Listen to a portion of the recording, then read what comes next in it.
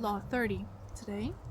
Make your accomplishments seem effortless.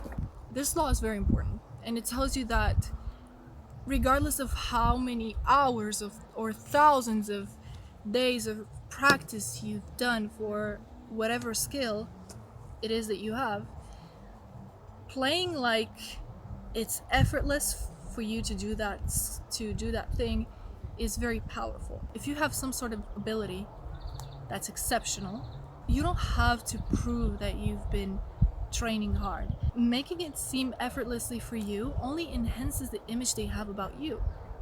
It's like you haven't been training because you are very powerful as a person.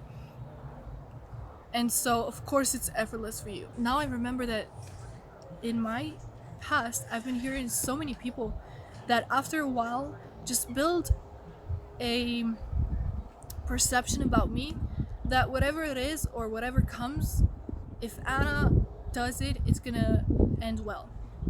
And that's simply because every single time in the past when I've done something that they witnessed, I didn't really talk about the fact that I was actually training really hard to become who I am today. I trained really hard to have this mindset, trained really hard to have this body, to have this business, to have this future that I now have, and the possibilities that I currently hold.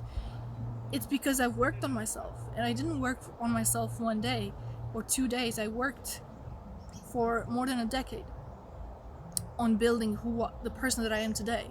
So I will not in the future do everything perfectly just because I'm Anna and Anna is some sort of god or some sort of genius that just does everything. No, it's because I have been training and working really hard for years with no break, no vacation, no money for fun, no nothing. Like everything was planned for my success and for the success that I had in business and for changing the mentality that I had so that I could manifest better.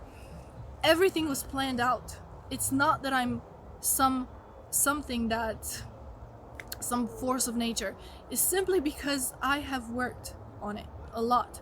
And so, but if you just effortlessly do the things that you're doing and make it seem that it took no effort for you to learn or to do that, then people will believe that you are really great. And yes, the more things that you've worked on in the past, the easier it's going to be for you to do everything else in the future. It's just because you're going to be more prepared.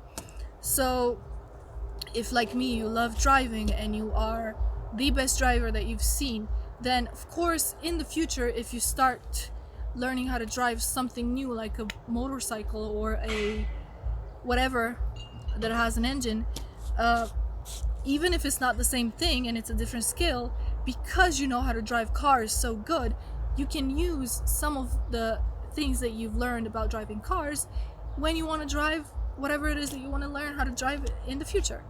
It's the same thing. If you've worked on confidence, on being confident to earn your first $1 million, for example, in the future, if you need confidence to accomplish something like get some sort of certification or buy an island or whatever, because you have that past, you're going to be confident in the future as well. You're going to be more likely to be confident in the future because you've been confident in the past, because you've worked on your self-confidence. Whereas a person who has not worked on self-confidence will not play it so effortlessly. Oh, I'm just going to buy an island. It's easy for me. It's not a problem.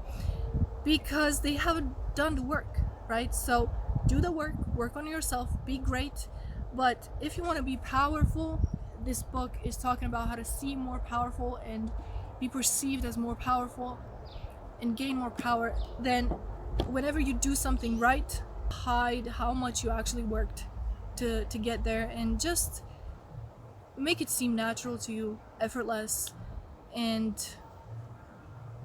just something that you can do really good, and that will make them associate that skill with your identity. not with the thousands of hours of training that is the actual reason why you are that good at what you're doing.